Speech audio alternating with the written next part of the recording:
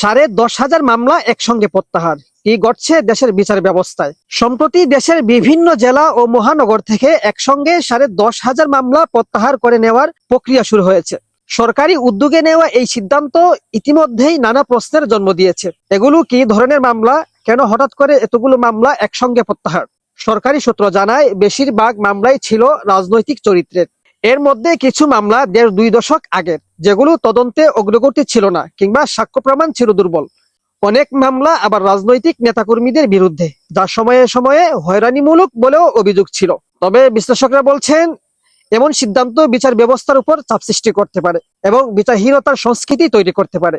একজন সাবেক বিচারক বলেন, মামলা প্রত্যাহারের সিদ্ধান্ত যদি যথাযথ আইনি প্রক্রিয়া ছাড়া নেওয়া হয়, তাহলে সেটি ন্যায় বিচারকে প্রশ্নবিদ্ধ করে।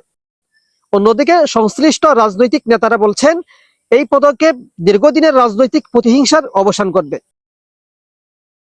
BDS news, Dhaka.